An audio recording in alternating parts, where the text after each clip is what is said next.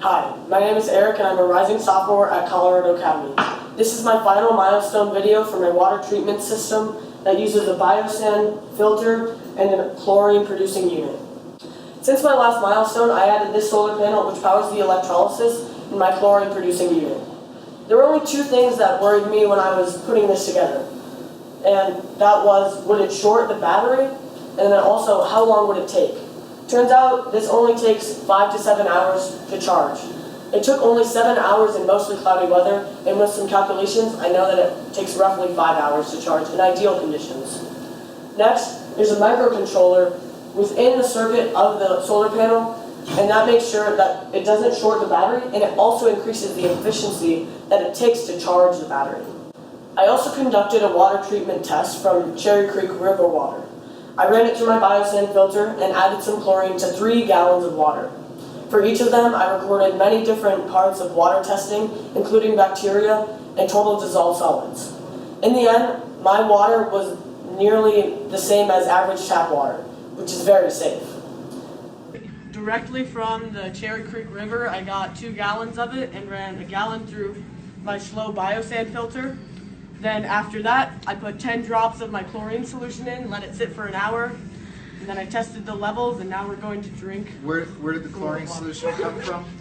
I made the chlorine solution from my electrochlorination chlorine producing unit. With regular salt? Yes, with table salt.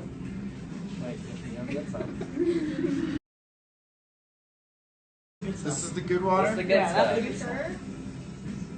Cheers. Wait, cheers. Wait, what if you all get at sick? the same time? Cheers. Hurry, cheers. No, Now. because...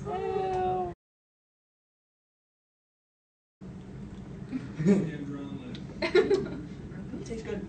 Yeah.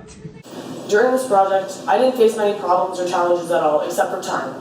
I had to run 3 gallons of water through my biosand filter and let the chlorine dissipate for 1 hour for each batch. But during this process, I did become very confident in my design.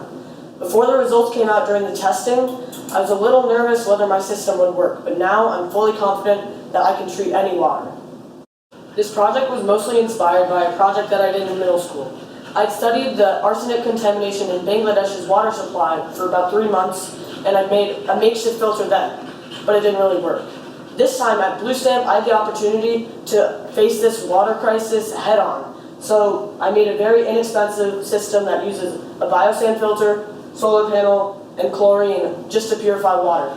This can easily be integrated into any community for a sustainable solution for potable water. I'd probably say that the biggest thing that I learned at BlueStamp was to explore and just discover what I could do in my project. Coming into this, I didn't have really any experience, but now I can go from my design, which was pretty much this, and then actually execute it. This was really exciting, and especially getting to see it work was a lot of fun. Lastly, I got to do what I love most, math and science. I didn't know if they'd be integrated too much, but in the end, they were, and I was really excited about that.